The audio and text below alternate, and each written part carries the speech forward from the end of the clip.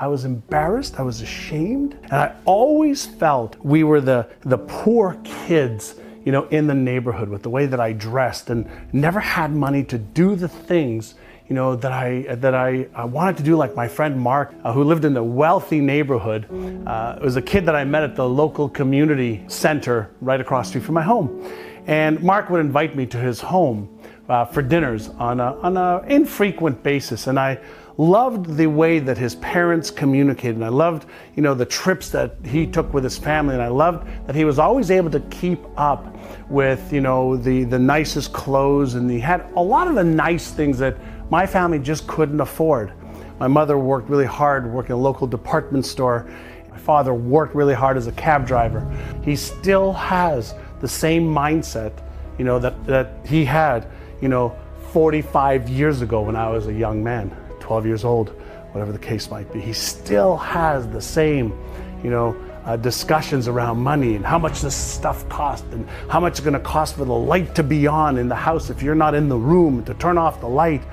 You know, he still has the scarcity mentality that there's not enough. I was fortunate that at the age of 19, I met a man that really took everything that I shared with him about my past, and he asked me some questions that nobody ever asked me before. He says, have you ever thought about the fact that you're recreating that story over and over and over again, and you've bought into that story that because of your past, because of your parents, because of the other kids you want this, and because of the way you were raised you didn't want that. He says, have you ever thought that that could be your story to freedom? I said, what do you mean that could be my story to freedom?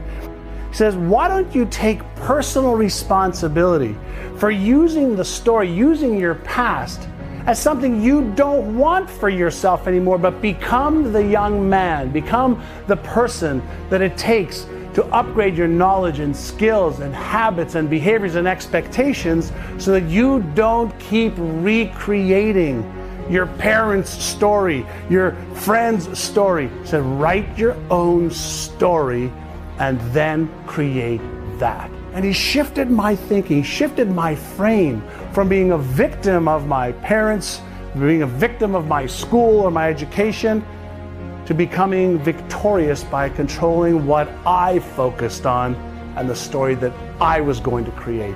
So I'd write down a script for health and wealth and relationships and career and business and fun and experiences and charity, and I'd write down a story almost like a Hollywood writer would write down a story that they'd be filming, you know, with Hollywood actors.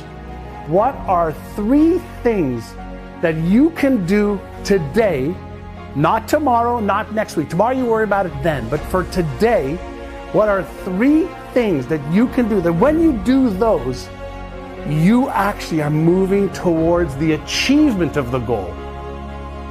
And when you make that a daily practice, and you get really good at organizing all the different things that there are to do, but then you just choose 3 and make a commitment that you will achieve those 3 things before the end of the day. It doesn't matter if it's making more calls, reading the book you need to read, watching the video you need to watch, doing the plan that you need to plan, whatever it is, you focus on the power of 3 and you make that a daily practice and habit. Looked at the sheet of paper of what I was looking to attract, and you look at the side of who I needed to become, there's almost a perfect match between what I wrote down and who I became. But it all started off with taking responsibility, no blame, no shame, no guilt, no justification, no embarrassment, taking responsibility for my piece of this and getting clear on exactly what I wanted to achieve, because I didn't want to recreate that story. I became something different.